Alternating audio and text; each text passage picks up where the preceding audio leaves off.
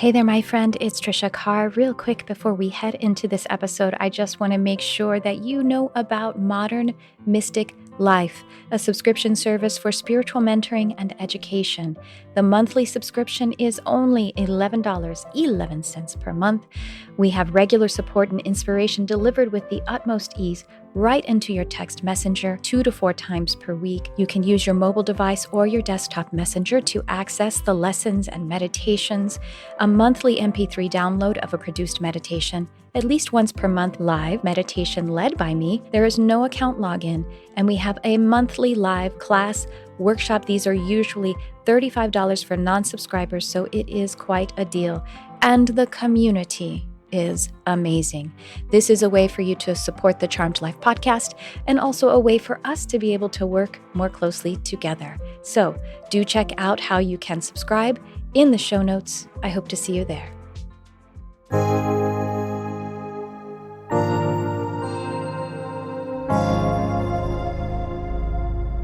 Hello and welcome to the Charmed Life podcast.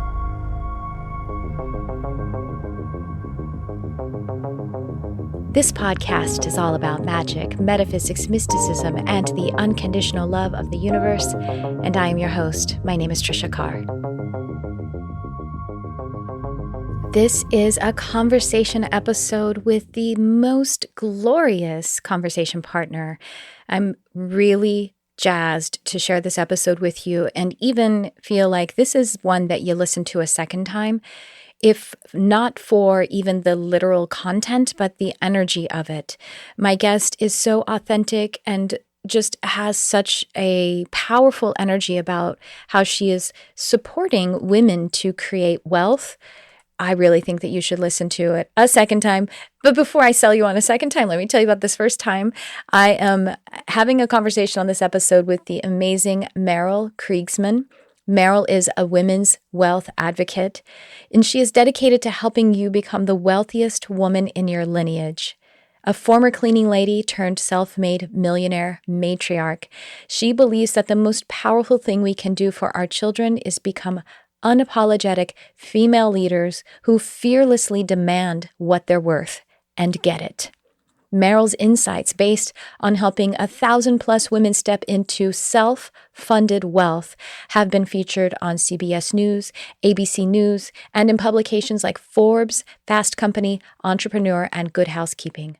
Spot Merel in the wild on her organic farm in Canada, reading erotic novels in a 1920s lace dress and rubber boots. That's Merel Kriegsman. That's who we're talking to in this episode, and I'm just so excited. So I'm going to stop talking, and I'm going to just remind you that as you are listening, to open your heart to receive the downloads here, because we talk about some really attuning and beautiful work around ancestry and about the natural wealth mindset that we all really have. So enjoy this conversation, and I will chat with you on the other side.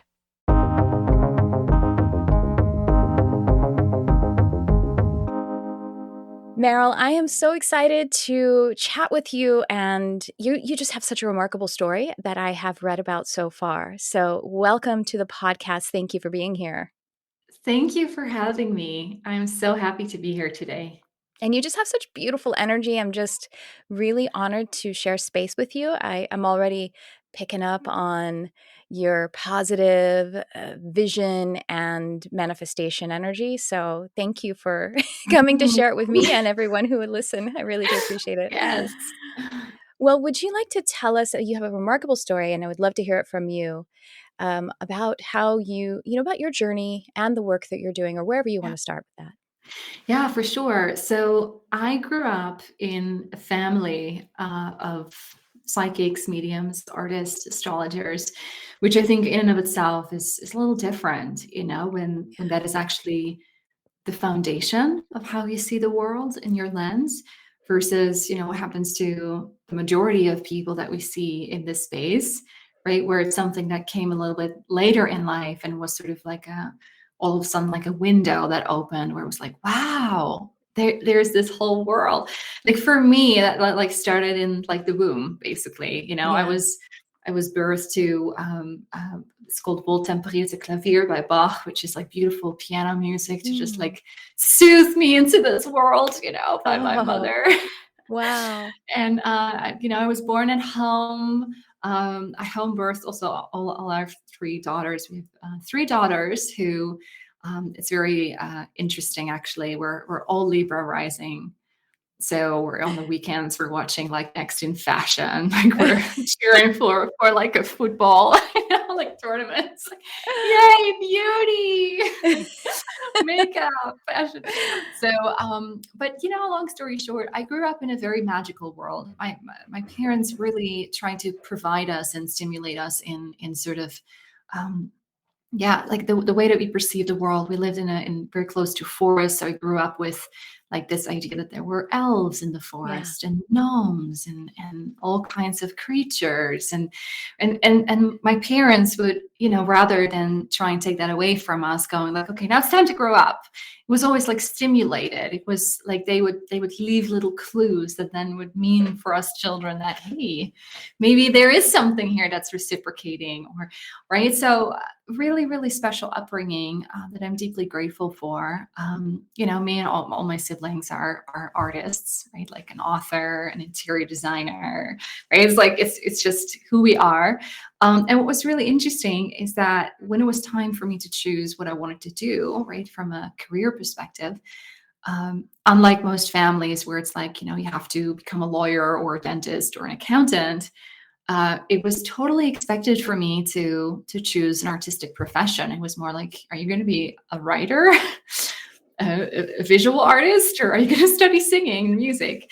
So I chose music. Although I love drawing, I love hand drawing murals on our walls Mm. in our house, which you might be able to see if you go to my Instagram account. Like sometimes I do I shoot some B-roll for my reels, and then you see Nice. like Sure. Yeah, great. the birds and the trees in the background.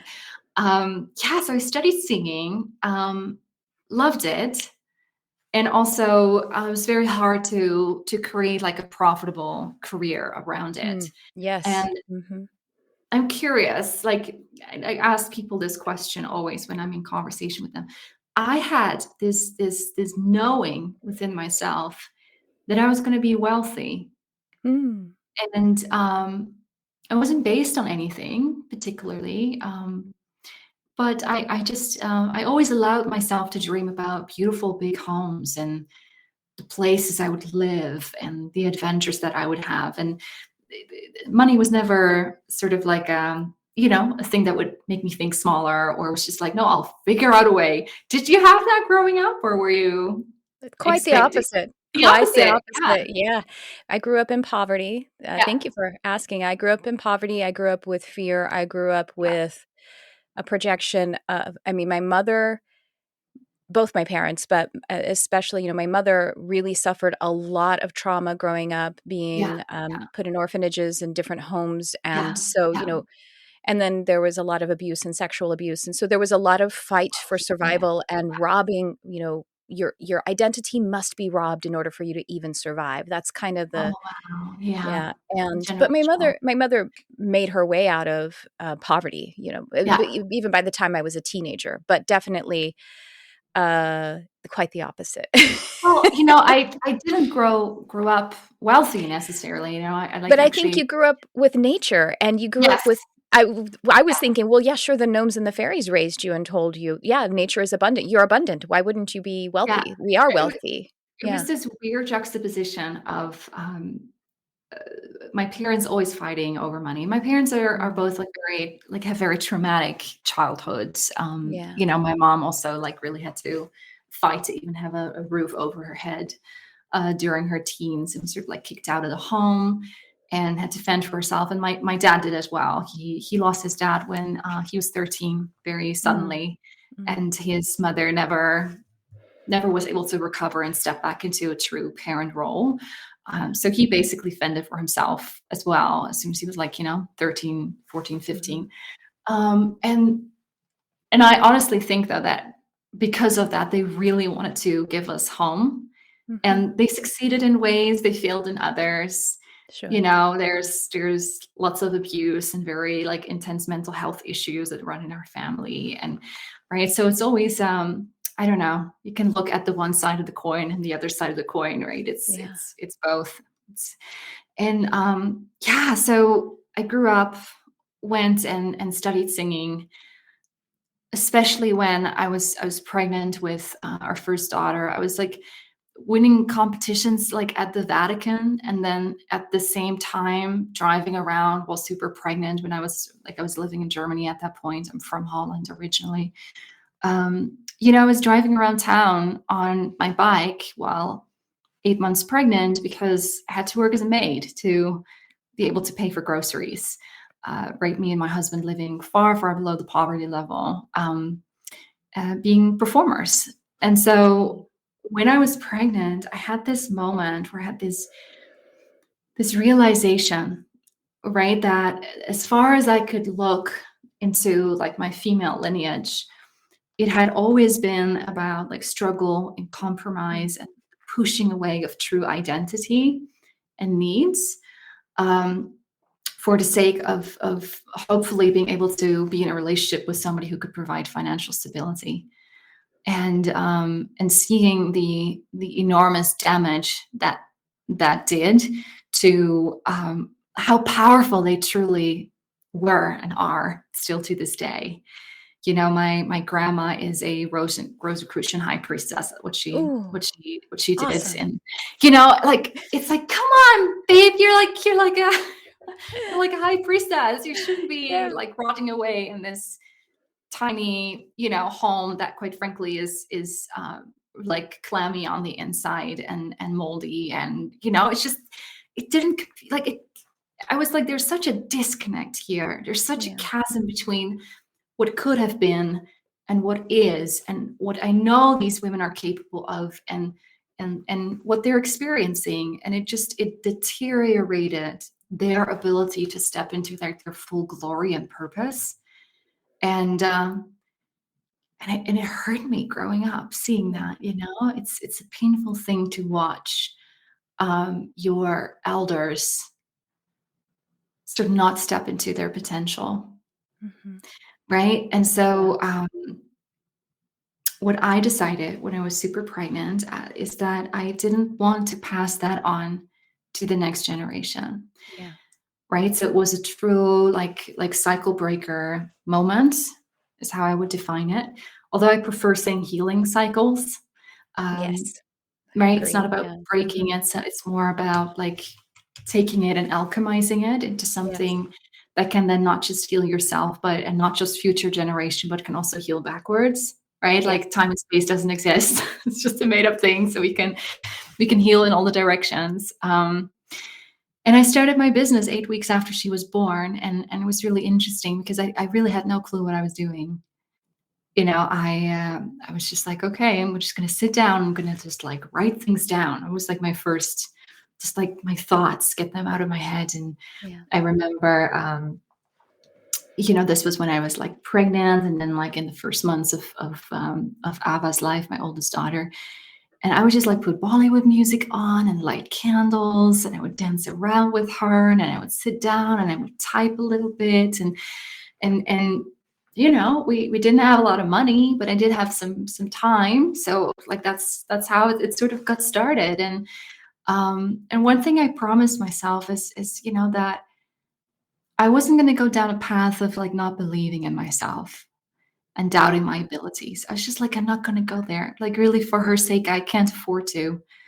Right. So I have been able to create like a multi-million dollar basically coaching and mentorship business, um, while having two more daughters, right? We have three beautiful kids at this point. And this is really the first year that I'm not like nursing, birthing, or pregnant, like while running my business. But it's the challenge to reframe the circumstances we need to do our best work, right? As a young mom, where the plan always goes to shit. It's like you can plan, but it never unfolds that way. And just trusting that I can come up with my most brilliant creative ideas while I'm picking up stuffies off of the floor and, you know, cleaning my house because, you know, during the pandemic we didn't have a person coming over, and Of I, course, you know, yeah. was just doing it myself. And, you know, so that's been a wonderful challenge is how I would describe it. I the synchronicity never ceases to amaze me. At the same time, I always expect it.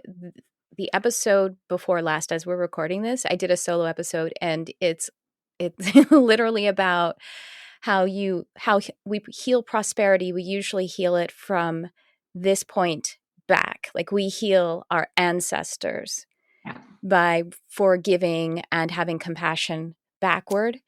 totally. Even more that because the way that I in my healing cycle, in that Yeah, moment, I was realizing, as I told you, my mother had a lot of shame, had a lot of pain, but it all comes down to shame. And yeah, especially with our older and, down this linear timeline of ancestors and agrarian times, the crops were low, and then there was like more of this primal need to protect yeah. because you're vulnerable when you Mhm. don't have enough. And so that protection, that need to protect in that tribal way kind of created shame. And then that was pushed forward to posturing and push forward, push forward, push forward. So we have the position to heal them by moving forward in the healing cycle. That's what the Yeah. episode that I did is very similar to what I you're love talking about. it. It's so beautiful. And like so much of it is always an unshaming process. Like Yes. the work that I do with my people, as I'm sure, you know, it's very similar to you, is really around like it's not adding more layers necessarily. It's like an unlayering process Yeah. where yes, here's a little piece of information or nugget, right? Or a shift in perception. Sure, but realistically speaking, it's about understanding yourself and then giving yourself full permission, or as much permission as you can give yourself to to show up in the way that you're meant to, right? Like Yeah. that's really what it's all about. And then everything changes, and that frequency that is so unique to you can actually be felt on the other side. Yes. Speaking of that uniqueness, you use human design do you use it in your work and your coaching? Or, yeah. Yeah, I mean, I would never say it's sort of like this. I'm not an expert, but like yes, I ask all my clients to like pull up their charts to At least have a to at look. least not condition them, you know what I mean, to be Yeah, like some other type because exactly. yeah. Yeah, yeah, And that can go even that's not even just sacral, generators and manifesting generators can condition non-sacral beings to work, work, work, work. yeah. I as a reflector, after I learned about human design, I could look back and go, "Oh, I was trying to condition people to be like a reflector, to like see the big picture right Yes. now, because that's Yeah. what Yeah. reflectors do." And they're like, "Whoa." Oh, I can't. I can. Yeah, Yeah. or like I've always been surrounded by projectors. So my mom is a Mhm. projector, my husband is a projector, my middle child is a projector. Um, right, and they're always talking about like let's draw up like a 10-year plan. I'm like, no. How You're like about like you're a manifesting generator, right? So you're gonna jump yeah, around. You're like, "I can talk about year 1 and year 7 right now because that's what I'm interested in." yeah, exactly. 'Cause yeah. It's the right, the complete disregard for linear Yeah. time, basically, Yeah. and so so much of it or and this is also why I believe in primarily like individualized work Yes. with Mhm. my people, because I could give a piece of advice to someone and it could make them fly, and then I could give that same piece of advice to somebody else and it would be very very hard for them to Mhm. move through and then be able to say it's not for me and then move on from there and just lose a lot of time. Yeah. Yeah. Right, it's so true, and we have I've heard some phrase recently, knowing yourself is enlightenment and knowing others is wisdom, and Mm, mhm. I wish I remember who it's probably like some brilliant guru who said it. I should probably look it up, but if I can find it, We'll put it in the show I'll notes. attribute. Yeah, I'll Yeah. attribute if I can remember. But anyway, that's so that's the difference. Like knowing ourselves, there's some enlightenment. And if we're excited about that and we project that onto someone else, it may not be wisdom though, because it's not necessarily about them. Yeah. Yeah. So that when I think of how I work with my people, it's really more questions that clarify how you like giving them multiple options around how to approach a certain problem or issue or question in their business or in their life. I mean, I don't compartmentalize. I'm like, what happens at home is as important as what happens in your business, and whether you feel supported over here impacts things over here. But it's really about honoring, about just like listening and observing, right? And there's of course the energetic observing. There is like looking at the frequency of their words and how they land in my own body, or what I observe, how, right, certain, like naming certain offers or using certain messaging in a right, let's say a bio or a pitch or an Instagram bio, or right, how it's landing, playing with that. I love words. I love language. I love writing poetry. It's such a magical realm for me, right? So we look at language patterns, but when I'm in the room with someone, it's also body language. It's tone of voice. It's like there's so many things, that like tools that we have in order to really help somebody understand themselves, and that in the end is power, right? Yeah. Well, you're a musician. And so Yeah, there's this word prosody, which has to do with the music that's in speaking, yeah, the cadence and the yeah, melody. Um, I don't know of a word that communicates to the physical body language too. Maybe prosody is the word for that as well. And so you would very much be able to capture that and then yeah. put it forward in the way that can make the wisdom connection between your client and their clients in order for or whatever, Yeah, however they yeah, receive wealth. Yeah. yeah, exactly. Yeah. Mhm. And some people call me like a wealth liberator. Somebody called me that today, because really that's what it's about, right? It's I love about that.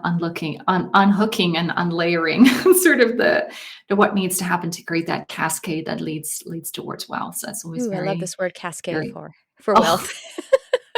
I'm like writing words. down Um, meditate on cascading wealth. That's a beautiful word. yes, yes. Well, you seem to have you have had a natural wealth mindset somehow that remained you were aware of that frequency. Of course, it seems like you experimented with a little poverty or a little bit of struggle, but you Yeah, still had that through line, the mindset, which must have been what helped to catapult you forward out of that yeah, to experiment cascade me of forward. cascade forward out of the experimentation with the lack of wealth. What do you Yeah, think? yeah, What? for sure. Yeah. Mm-hmm. I would say that one thing that my parents taught me, especially my mom, so this is like very interesting, right? Because there was a sort of like yeah, chains of scarcity thing going on in that lineage, for sure, that maternal lineage. But there's also the pattern of the ability to create everything from nothing, to be just so wildly creative that Yeah. even though I had no money, I would save up and buy some paint, and then I would create beautiful, like, just refurbished furniture, like buy secondhand on a flea market. And I can always create my own wealth experience. So that's something that comes from within, that Mm-hmm. is really hard to take away, even when there is an experience of lack of actual money.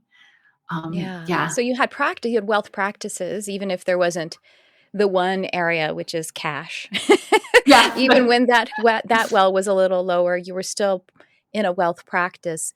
Yeah, So what do you find is either, I don't love the word blocking, but are there some common themes with your clients that are the root of why the wealth mindset isn't flowing properly?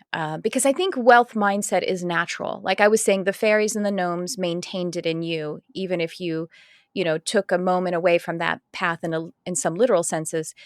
It's natural. So it is an did you say an unshaming? It's an unlearning of, yes, it's an unshaming, it's an unlearning. What are some of those common areas that get people stuck or blocked from what is their natural wealth mindset?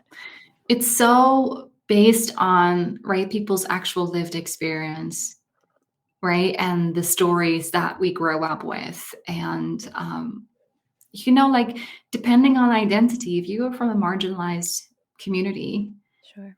right, or you have a past where your grandparents were enslaved, or right, or like more likely your great grandparents, etc., right, like that all plays a role, versus, right, if you were like, depending on where you were born, and right, like ethnicity, and like everything plays a role, right? It's just that naturally we all gravitate naturally towards abundance, like that, I know.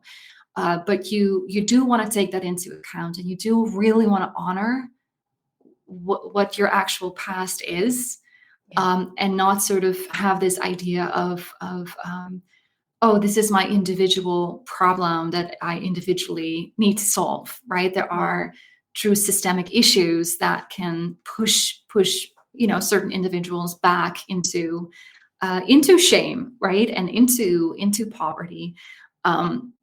So this work is deeply individual, right? And it starts by really understanding, and I think honoring our ancestors, and right, the fact that we're here now. And also, what I always remind people of is, especially if your parents, your great grandparents, like the people that came before you, if they've had a hard time, what we need to understand is that they taught us ways to survive, right, out of love. But that if those patterns are now stopping us from truly thriving, they want us, right? They're looking at us going, please let that go, because in the Yes. end, I want you to thrive. I taught you these things because I wanted you to thrive. If they are no longer useful, please, like, put them on a big pile and set it on fire, right? Knowing that our ancestors want us to be abundant, to experience abundance, to be healthy, to not be burned out, to not, right, quote unquote, slave away, right, whatever that looks like. That is a really important reminder, right? That's a really important, like, that's when things can really start to shift. I was talking to one of my clients, who now is like a peer. I love when alumni become like peers. That's Yes. that's always That's my fun. goal. Yeah. And she comes from an Italian immigrant family in the US, and her father died when she was very, very young. And so her mother, a single mother, had been, right, like, was always working and was always trying to make ends meet, and really Yeah. put her nose to the grindstone, and made it happen, made it work. But she also grew up with a sense of, mom, am I in the way? Was I quiet enough? Mhm. Right. So Yeah. there were issues around like visibility and being seen.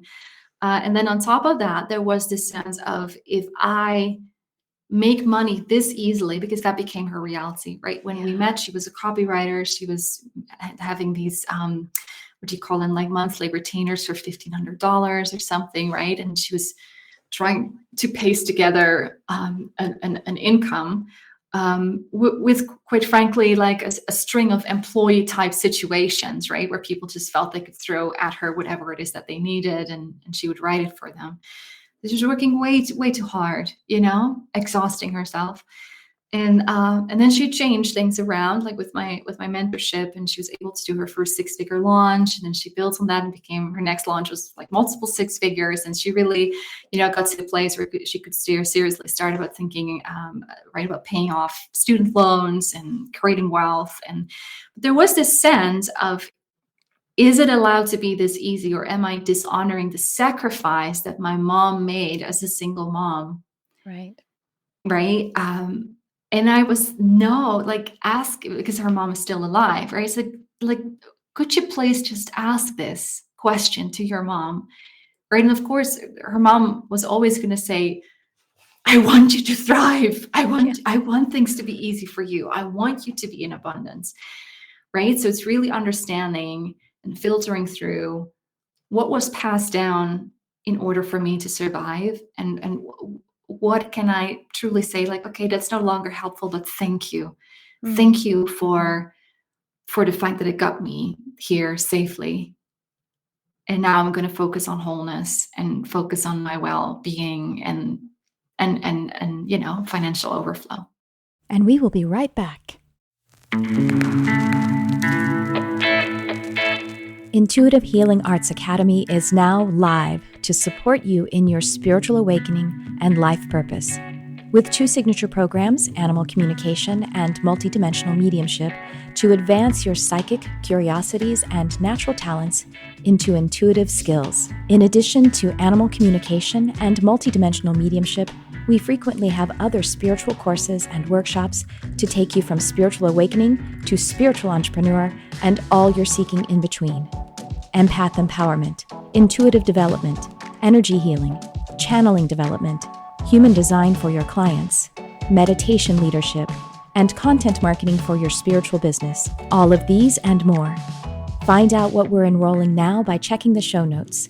And thank you for shining your light on our beautiful world.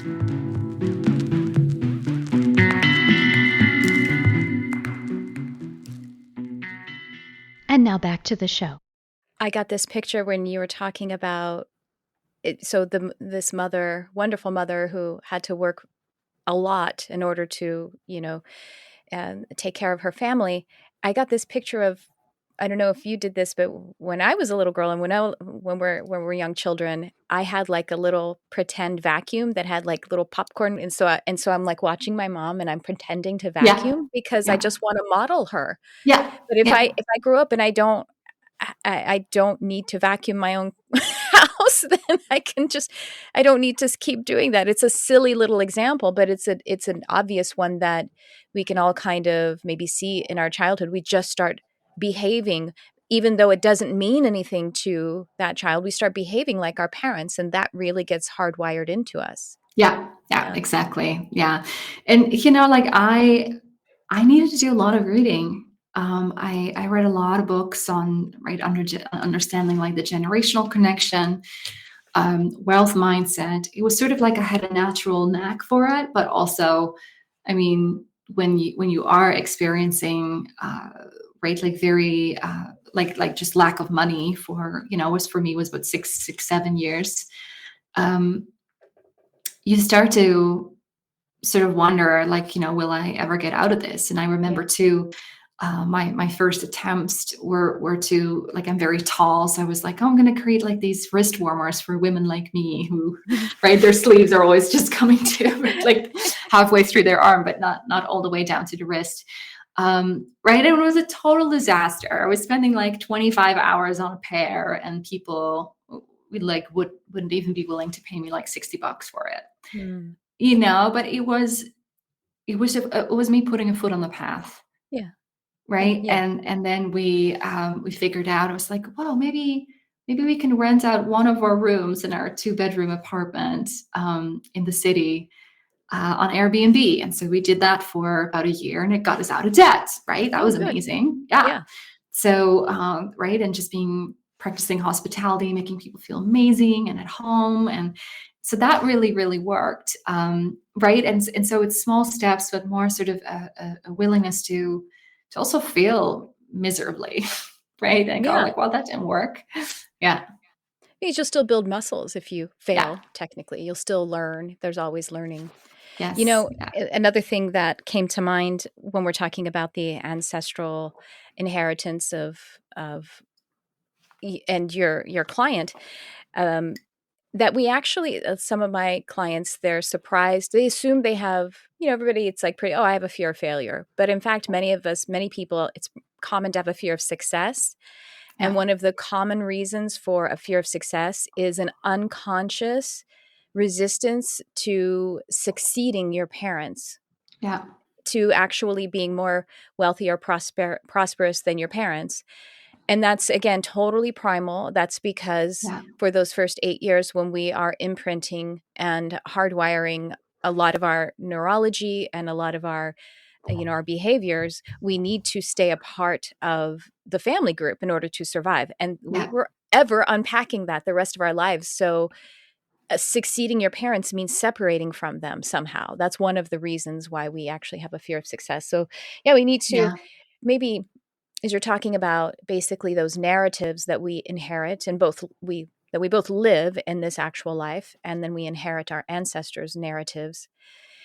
Actually, I heard some scientists say that our genes are encoded with up to 100 generations, not just 100 years, 100 generations. Generations. Yeah. Yeah, which is a long time. That's our genes, That's your genes. But Yeah. that's how that informs everything, Mhm. right? Like Lisa Vitti has some very interesting. She wrote a book called The Woman Code, and she was talking about her genes and the fact that she was from an Italian family, and right, they had to immigrate in order to survive, and basically it's like she would eat something and it would just show up on her hips, right? Because Mhm. that was how her lineage survived. It was like through Yeah. making the very most of every calorie that Oh, came in, right? So it really impacts us. amazing. But here's the interesting thing, that I think we sometimes under acknowledge, right? If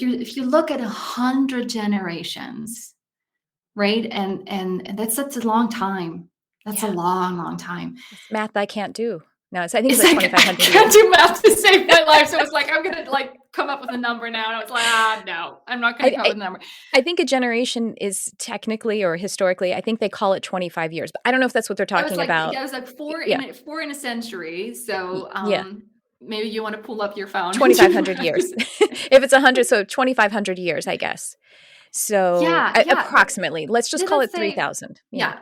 yeah, Hmm. in that time period, some of your ancestors were queens. They were leaders. They were, like there must have been wealthy people in there as well. So Mm. sometimes it's saying like, okay, there's some serious like sort of tightness around money and shame about spending on myself or taking the time to develop purpose or whatever it is, right? But can I tune into the frequency that goes further backwards, right? Yeah. Considering again time and space, right? Yeah. It's a Of course. construct. So we can choose to just basically throw a line right into sort of like a what do you call it, like a fishing Sure. Cast right? cast your bait. Yeah. Cast your, yeah, and just go like, right, ancestors that experienced wealth, teach me how to Yes. activate this within myself, because I know you're there. I know that like all the, right, the whole choir of ancestors that are humming through my blood, right, in every particle of my being. I know that you are present too, right? These are not just stories of starvation and lack. These are also stories of abundance and right, matriarchs that savored their power and that were amazing leaders.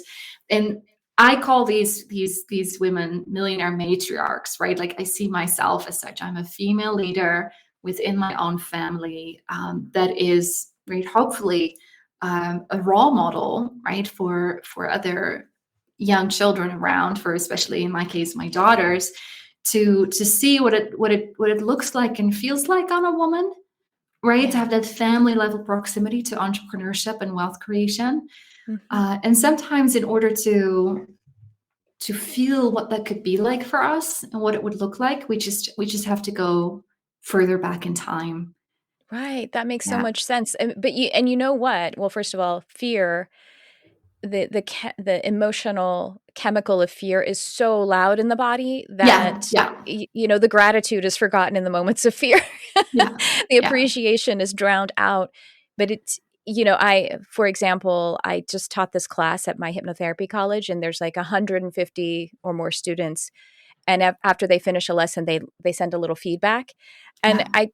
148 of them were glowing and wonderful. But don't you think I remember those two that were Yeah. even a little bit salty? Those are the ones I can quote. Yeah. I'm Yeah. exaggerating a little bit, but No, I know, right? I had some interesting experiences with this. Like as I was stepping into more visibility, And of course, there's like, jealousy at play and stuff like that, right? Like complex emotions.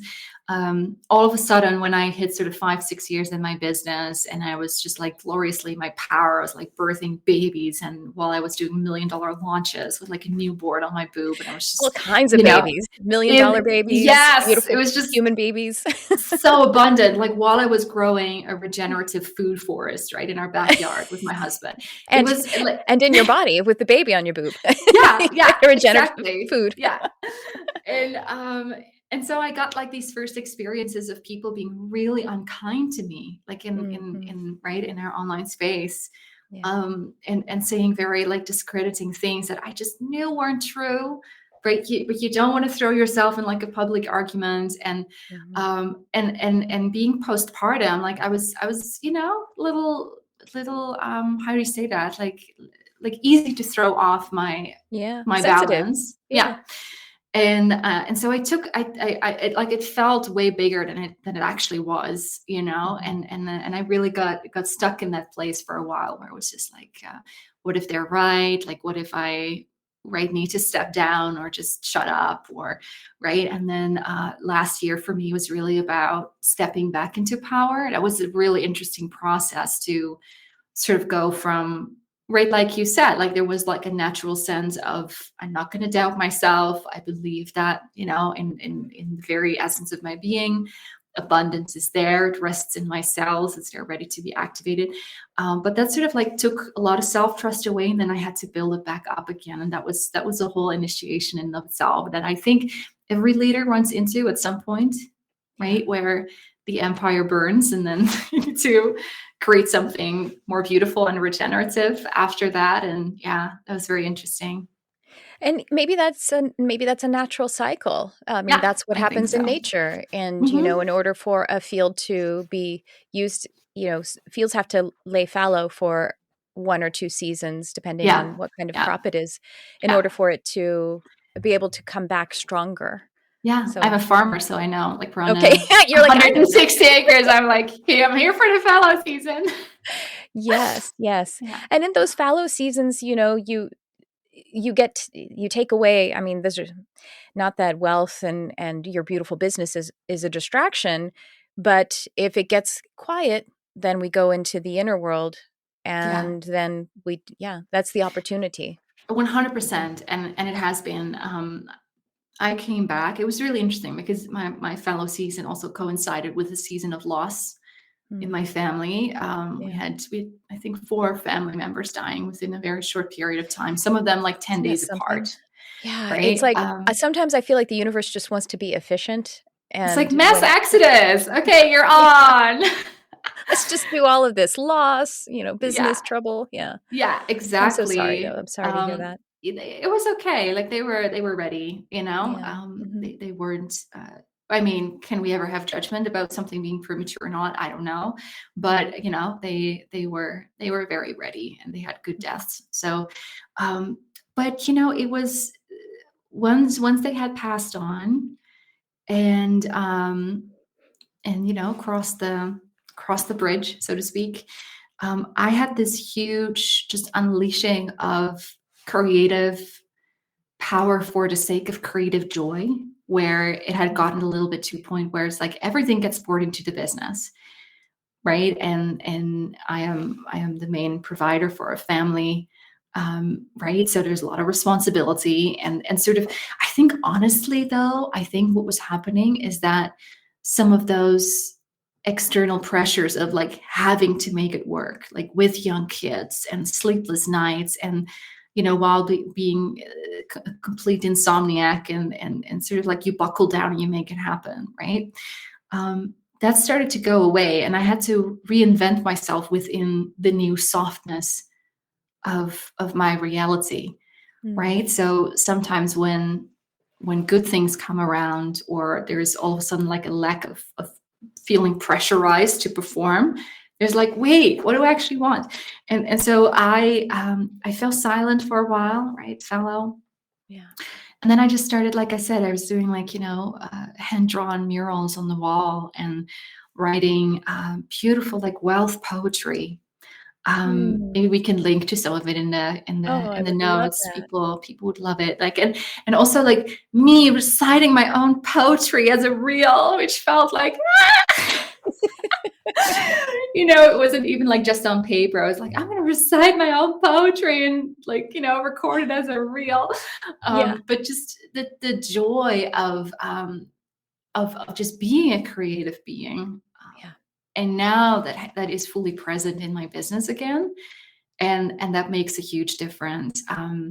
But it's interesting how the first sort of chapter of a wealth story for most people, especially women, is about getting to a place where you feel safe and more secure, right? The cash flow is coming in and it's consistent and you see it growing, you're managing it well. There's no more like sudden surprises and stuff like that to sort of throw off your nervous system.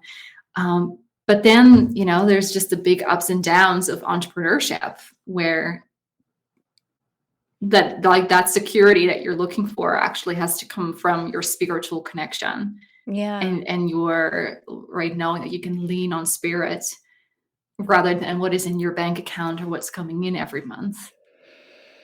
Yeah. Yes, that is so relevant. I think not, I mean, it's relevant to me, but it's also relevant to so many of us. Yeah. Um, I it's been it's a theme, again, the synchronicities. Yesterday I recorded a podcast with someone for another podcast for HMI College, and we talked about this, but essentially a theme, a ministry, a message that has been present with me pretty much for about a year is that returning to that pure creative state that we know children, the innocence of their Yeah. play is the most highly creative state, and we seem to chip away at that Yeah. and and take say that's not the way that we actually create a life or stay safe. Yeah. And yesterday, the podcast guest that I was, who may come on this program, so I may just mention his name. His name is Glenn Rotman, and Glenn was saying that he kind of talked about that in the sense of just doing what you enjoy, not Yeah. necessarily for practical reasons, like you're painting your murals. And you know what? As I actually came into this business just because I started to, and I had a spiritual awakening, and I was like, Yeah. I was enjoying practicing my intuitive abilities. And I had Yeah. a different Yeah. career that was thriving, and I was really happy with it at the time. And it was creative, and I had never imagined I would even be that successful from my background. What did you do? I was, I worked for a wine and spirits distributor, the largest one in the US, and Ah. my title was Director of Mixology for Southern California. So I had been in hospitality, and I Oh. was a bartender, bar Yeah. manager, and before that, here in Los Angeles, actually the whole country, there was this kind of big media boom and interest. I guess a cultural boom. Everyone's like, Yeah. craft cocktails. That's so Yeah. cool. Yeah. Yeah. So Yeah. you caught on to it. Yeah. I don't know who caught on to it. I was a part of that, and I got a lot of press and everything. And I loved the culinary. I loved the creativity of Yeah. Yeah. It's creating very beverage. creative. Yeah. Yeah. And I'm a cook as well. So anyway, I got this kind of dream job that I created. And it was funny when they made me the offer, it was 4 times as much as I was hoping that I would get. So I was like, seriously, like, um, Whoa. Like blown yeah, away. yeah. And Yeah. I got to just be creative. I mean, then it ended up not fitting me anymore because it ended up being, as I grew, then I grew out of it. But there Yeah. was a Yeah. period where it was like, it was so wonderful. It's a good But then I match. had a Yeah. spiritual awakening, but I was still in the place of really enjoying that career. Mhm. And Mhm. I was like, why do I want to go to psychic development classes like every weekend and read all of these books and meditate all the time? Like, Yeah. why? Like, Yeah. this doesn't make any sense for me. And there was like these moments where I'm like, am I going to do this for a living? That doesn't make any sense. I'm not unhappy with what I do for a living. Yeah, you So it make was a good weird money. place. Yeah, it was a weird Yeah. place to be in. But I just was like, well, whatever. I'm just going to keep doing what I love. And it did end up becoming a career. And the other career ended up not suiting me anymore. So Yeah. Yeah. I did it because I enjoyed it. I did it out of play, out of creativity. And it actually did become practical at some Yeah. point. Yeah. So it's, yeah. Yeah. And then the question is like, can you cultivate the practice of like true creativity, right, throughout? And I think the practice of true creativity also involves fallow seasons, like you already Yeah. said, it's actually part of the creative process, Mhm. right? So it's not about just prolific harvests. It's really about saying, okay, now it's time to just go inward. Like I always, I define this a little bit like I go through years where I'm like mass consuming content, Mm, right? Which is mhm, interesting mhm. because people have all kinds of judgments about this, right? It's like, oh, it's a waste of time. You should be a creator, not a consumer when you go on platforms. And but I go through sometimes like a year and a half to 2 years where I just need to like bulk ingest Mm, information and mm, visions yeah. and just right, that's when I'm like binge watching things, binge reading things, binge, like it's just like nom, nom, nom, nom, nom, ferocious. I love it. Yeah. you You're know fertilizing, like fertilizing, yes, yes, yes, just stacking, stacking, stacking, stacking, stacking. and Yeah. then and then I come right, but it's the trusting that then I will at one point start to like break through, right, the soil and actually start to grow into something Yeah. that can then also provide for myself and my family. But after going through now a couple of cycles, I can go like, okay, I just need to fully give myself permission to do this thing that everybody else would probably say is a waste of time. I started reading like daily erotic novels. I still Oh, have not interesting. quite figured out like how it fits in, Well, but I maybe it's can. just the creative, it's that sacral, you know what I mean? Yeah, Stoking the sensual creative center. Maybe that's, I mean, it's that just it's definitely what so it has subtle. done. Yeah. Yeah, it just creates like this constant sort of sacral hum And an within embodiment. me. It's gonna Yeah, create embodiment as it anchors you into that place. Yeah. 100%. Yeah, if I'm coaching like all these women on how to create, millions of dollars, doing like 15 minutes prior to that where I'm just like reading something delicious and yummy that I know, turns me on, like, selected with the right keywords. That really, Exactly. is enormously helpful. I think also it has made me a better writer because, Mhm. right, erotic scenes, they're either well done or they fall completely flat. And I would just go Right. like, wait, I'm feeling something here. But I'm feeling not just like a sexual aroused sort of right feeling. It's also like I feel a heart connection to this Of character, course. and there's this huge buildup. And what did they do? What did the writer like do to make that happen? And then I would just like reverse engineer. And so, it has put me in a place where I think I'm even a better writer That's than I so used to be when I cool. was doing conversion copywriting a few years ago. Yeah. I love that. I love that as an inspiration, whether it is like reading erotic material or anything else. You have no, if you're interested in it, if it's, you can follow a path of joy Yeah. to that experience. It's probably, Gonna lead you it's, to good places. yeah, you need it. Or you Yeah. can, it will serve you. It will nourish you. Yeah. I have to share, speaking of nourishing and all of our imagery about the fields and this is a story I've told on the podcast before, but that's okay. Um, this one day, my husband and I were actually about to go on a trip. We were road trip or something like that. Yeah. But I went out to the backyard to meditate, and I have a key lime tree in my backyard. Beautiful tree. Mhm. It's been growing. Mm. We've been there 10 years, so it's Yeah. really transformed into a beautiful and he's definitely the prominent grandfather. He's the arc tree, the archangel tree in my Yeah. backyard at least. And in the front Yeah. yard, I have one that borders, so it's just sort of half mine and half the city. So this Yeah. tree is really, even though he's not huge, he's the keynote tree of my property. Yeah. And so I was meditating and communicating with my guides, and I was bringing like some angst about my business, and I was Yeah. like, Mhm. "Brr, I need more, and and I heard a guide starting to talk to me, and he was funny. He was very, I asked him what kind of energy he was because he felt very elemental, very, very nature. Mhm. And he was, first of all, really exhausted with my dumb questions. Like, why do you have to label everything? You know what I mean? But he, yeah, Yeah.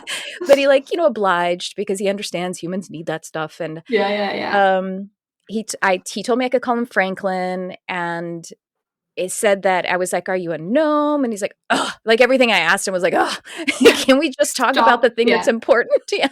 So Yeah. anyway, I reduced it down to like he's like a tree elf, and he does work with gnomes or whatever. But Yeah. since there was a tree, I felt like he was, it seemed One of like the he was, beings. yeah, around the tree.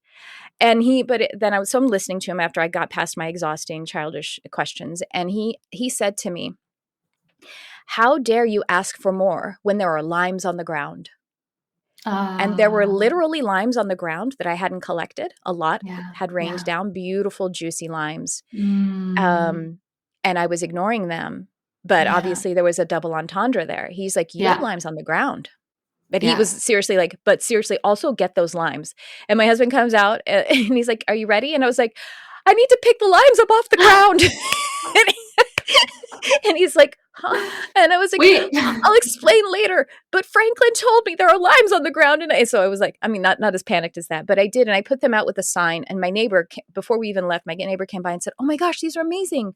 I use like 12 lemons a day. And can I have? Yes, Oh, absolutely.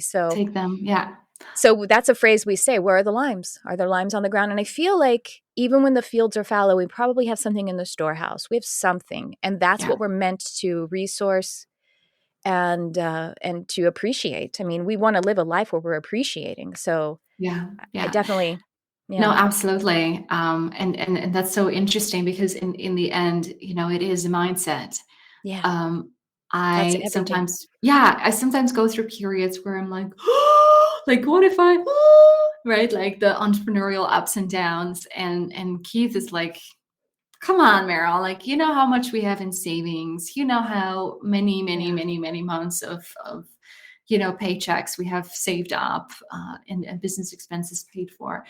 So it's really believing, right, that abundance is the core state, Yes. and that we can always return there, even in hard times. Yeah, I love that. Abundance is the core state. And I'm going to write that down so I don't forget it.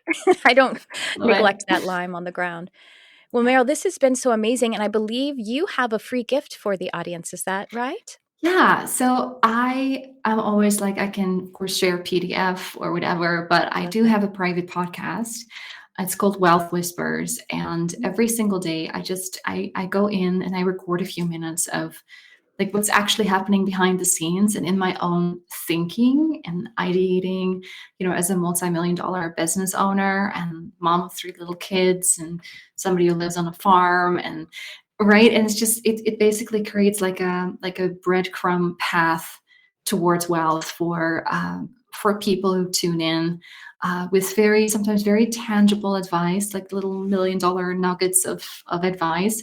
And sometimes it's just me sharing about something that is moving me that day, or that I observe among many of my clients.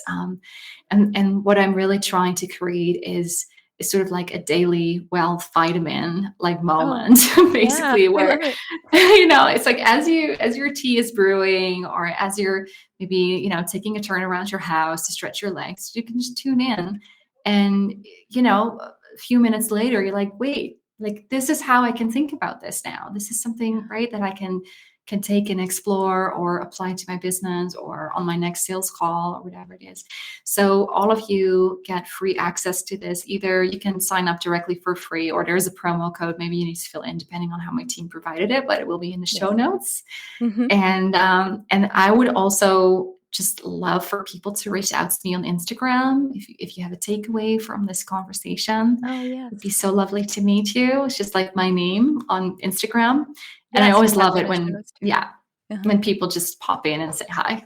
I love that. And what are other ways that people can work with you? Would you like to mention anything else that is happening right now?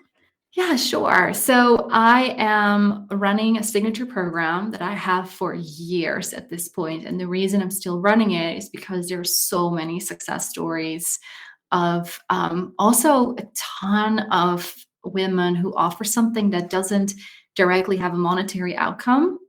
So Mm. I love working with healers, spiritual teachers, mentors, artists who want to, right, work with their clients like very intimately. And of course, the high end model is like very suited for that if you're offering something that, right, has confidentiality and is focused on really helping people create like these beautiful customized healing experiences, or the designing of a legacy.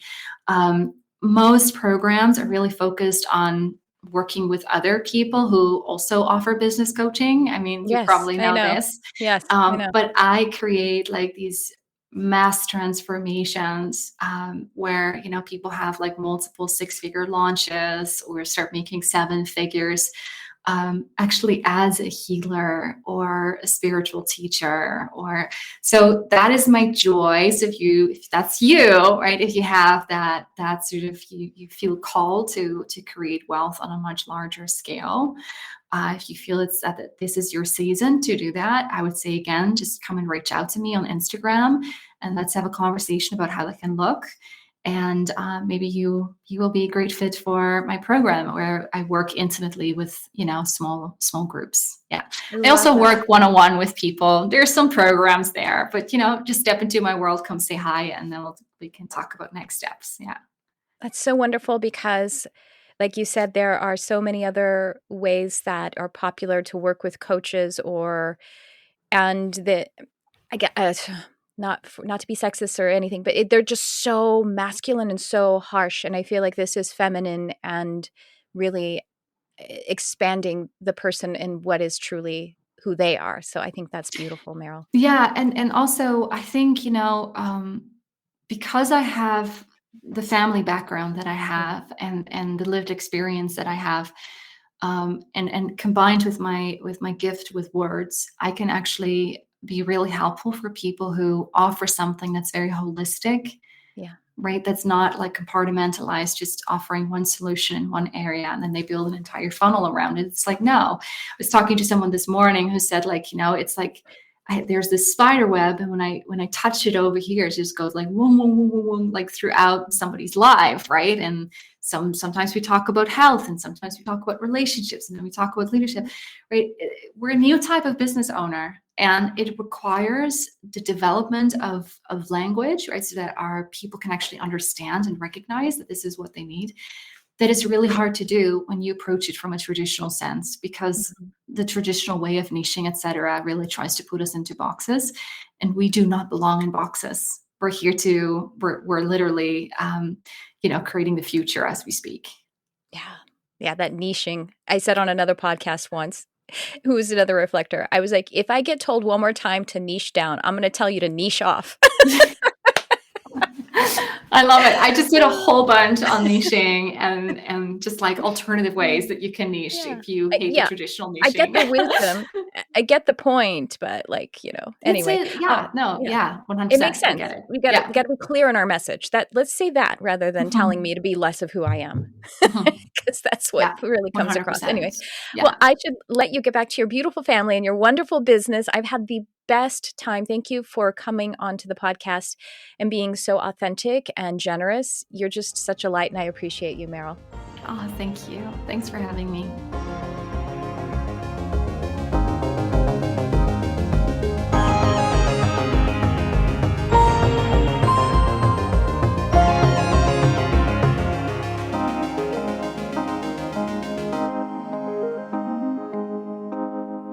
How generous of Merel to invite us to both connect with her on Instagram, just DM her and have a conversation with her. And of course, that private podcast that we get special access to. There is a coupon code in the show notes here, so be sure to grab the coupon code. I'm really excited about it. And boy, I just love doing this podcast so much, because I get to connect and create a resonance with all these different people, and also with you who are listening. Now, I want to also remind you that in the show notes, I have a Google form that you can click through, and you can leave some feedback. You can make a request. You can ask a question, and I will feature it on the podcast, something I just started. So I would love to hear from you as a way to create a two-way conversation with us, with you and me, and the listener and me. So I am also about to implement a voice messaging system where you could leave a message for me too. I say about because by the time I get this out, it may actually be in the show notes, or I'm not really sure. So just check the show notes for all of that cool stuff. And of course, for Merel's offers and the things that I have coming up, really amazing stuff in the Intuitive Healing Arts Academy. And that's what I have for you in this episode, reminding you to please follow the show or subscribe to it. And it usually is like follow on the Apple Podcast app. Just scroll down And be sure to follow it, but also leave a review. That would be so, so valuable to me, so very helpful.